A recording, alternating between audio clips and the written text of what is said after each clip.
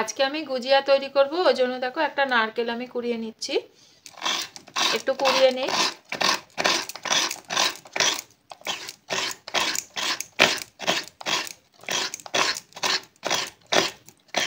আবার পুরোটা কুড়িয়ে তোমাদের আবার দেখাচ্ছি।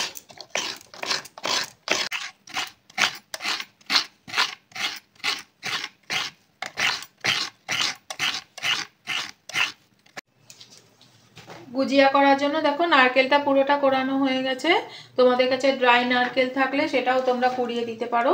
গুজিয়া করতে গেলে ড্রাই ফ্রুট লাগে। তোমাদের কাছে অন্য যে বাদামগুলো থাকে বা পেস্তা বাদাম থাকে বা অন্য যে কোনো বাদাম থাকলে সেটা তোমরা দিতে পারো। আমার কাছে শুধু কাজু বাদাম আছে আর কিশমিশ আছে, আমি এটাই দিচ্ছি। প্রথমে কাজু বাদামটাকে ছোট ছোট করে টুকরো করে কেটে নিতে হবে। এরকম করে এটা করতে গেলে এরকম করে কেটে নিতে হবে। এটাকে এরকম করে কেটে নে। দেখো আমার কাজু বাদামটাকে বা কাজু নাটটাকে আমাকে এরকম করে কুচি কুচি করা হয়ে গেছে। এইবারে আমি এই যে গ্যাসটা জ্বালিয়ে নেব। ফ্রাই প্যানটা বসিয়ে নিলাম। এরপরে আমি প্যানের মধ্যে ঘি দিয়ে দিচ্ছি।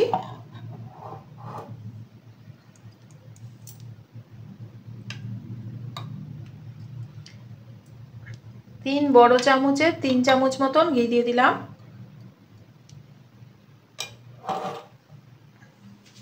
এইবারে দেখো সিমোলিনা বা সুজি, এটা আমি 1 বাটি দিয়ে দেবো।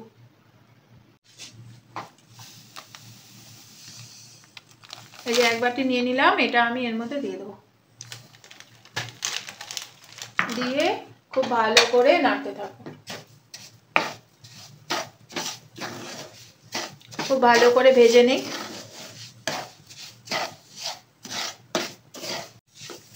দেখো সুজিটা অর্ধেক আমার ভাজা হয়ে গেল। এইবারে এই যে কাজু বাদামটা বা কাজু নাটটা ভেঙে রেখে দিয়েছিলাম, এটাও এর মধ্যে দিয়ে দিলাম। সুজির সঙ্গে এটাও একটু ভাজা ভাজা হবে।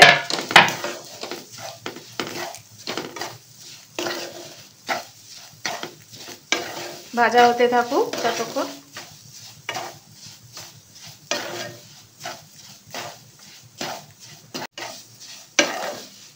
দেখো সুজি আর কাজু নাটটা ভাজতে ভাজতে সুন্দর গন্ধ বেরিয়ে গেছে ভাজার।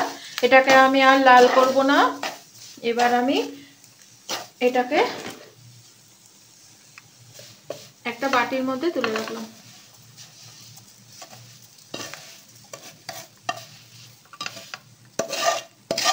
সিমোলিনা বা সুজিটা ঢেলে নিয়ে ফ্রাই প্যানটা আবার আমি বসিয়ে দিলাম। দিয়ে এর মধ্যে আমি একটুখানি জল দিয়ে দিচ্ছি। যতটা জল দিলাম ঠিক ততটাই চিনি দিয়ে দিচ্ছি। দেখো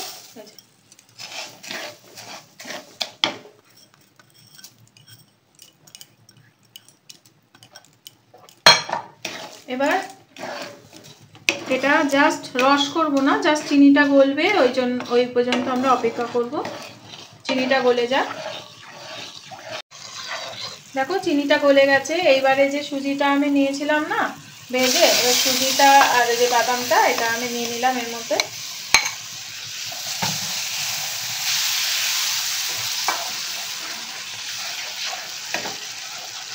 এই টাইমে আমি এই নারকেলটাও এর মধ্যে দিয়ে দিচ্ছি। আর এই যে কিশমিশটা আছে, এই কিশমিশটা আমি দিয়ে দিচ্ছি এর মধ্যে। সব একসঙ্গে দিয়ে দেবো আর খুব তাড়াতাড়ি করে নেড়ে নেব।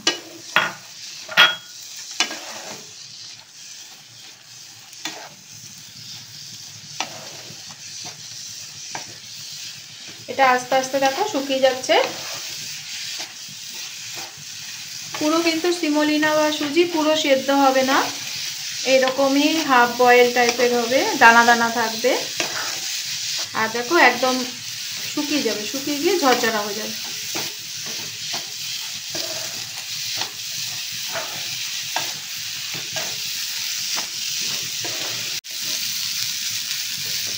দেখো এই যে শুকিয়ে গেছে, পুরো জলটাই শুকিয়ে গেছে, ঝরঝরা টাইপের হয়ে গেছে। এবার ঠান্ডা হলে পুরোটাই আরো ঝরঝরা হয়ে যাবে। এই টাইমে আমি এটা একটা বাটির মধ্যে তুলে রাখবো।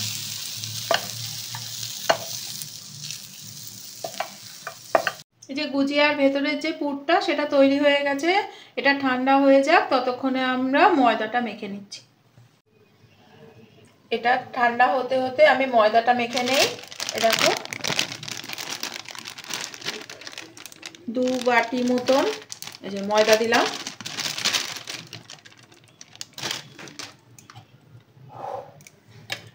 আর এই যে বড় চামচে 3 চামচ ঘি দিলাম।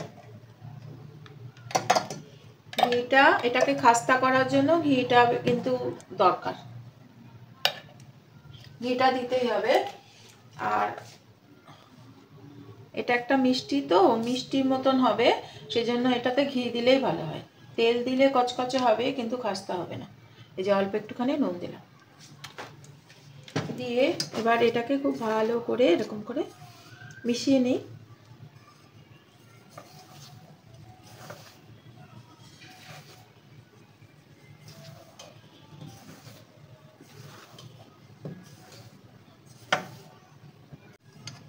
এই যে ঘিটা নুনটা মেশানো হয়ে গেল, এবার একটুখানি অল্প করে জল দিয়ে দিয়ে করব। একবারেই কিন্তু জল বেশি দিয়ে দেবো না, হঠাৎ করে বেশি জল হয়ে গেলে আবার এটা ভালো হবে না, একটু টাইট টাইট করে মাখতে হবে। দেখো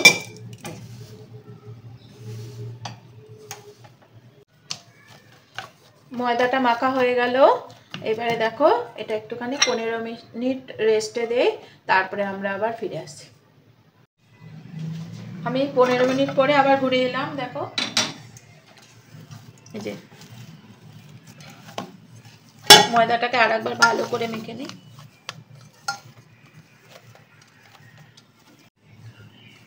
এরকম করে একটুখানি ডলে নিয়ে, ময়দাটা একটু ডলে নিয়ে আমি লেচিটা কেটে নেব। দেখো ঠিক লুচি যেরকম করে করে বা পুরি যেরকম করে করে সেরকম করে করে দেখো সেই সাইজের আমি একটা করে এরকম করে লেচিটা কেটে নেব।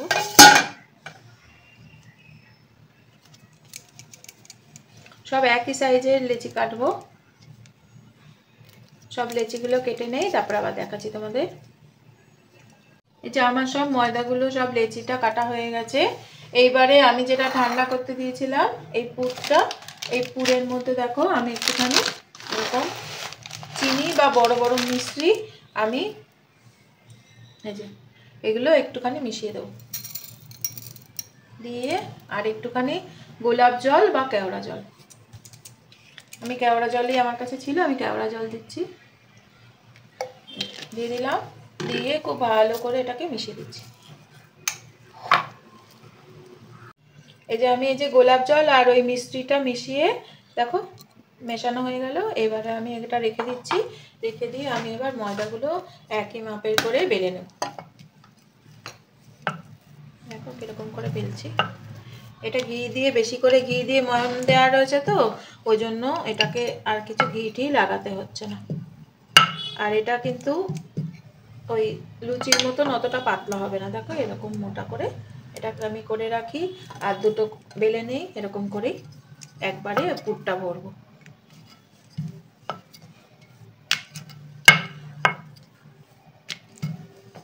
এই যে আমার ময়দার গলিগুলো বেলা হয়ে গেছে। প্রথমে আমি 5টা করে নিলাম, এবার আমি এটা তৈরি করব। প্রথমে দেখো এটা নিয়ে নিলাম, নিয়ে এর মধ্যে পুর ভরে দেবো এরকম করে, একটু বেশি করেই পুর ভরবো। পুর ভরে নিয়ে ঠিক পুলি পিঠের মতন করে এরকম করে প্রথমে এরকম করে লাগিয়ে নেব।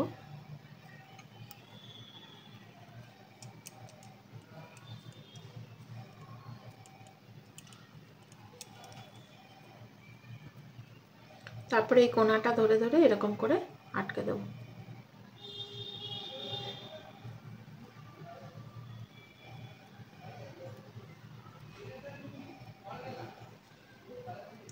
এরকম করলাম, এরপরে আর একটা করে নেই। দেখো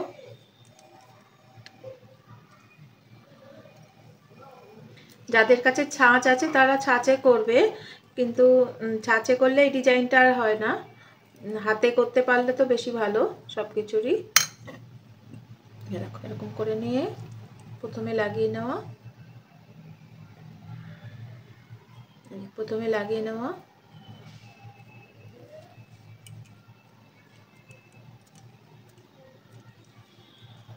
তারপরে ধারগুলো এরকম করে মুড়ে দেওয়া।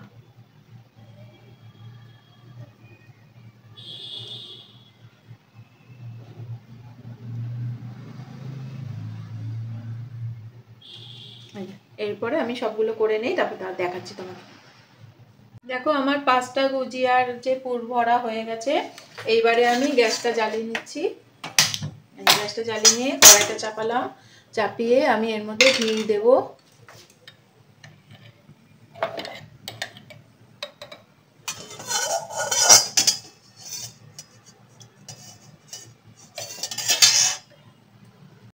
দেখো ঘিটা গরম হয়ে গেছে।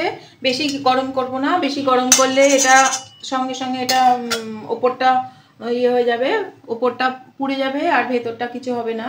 আস্তে আস্তে করলে যে ঠান্ডা ঘিয়ে আমি এগুলো দিচ্ছি যাতে কচকচে হয় বা ক্রিপসি হয়।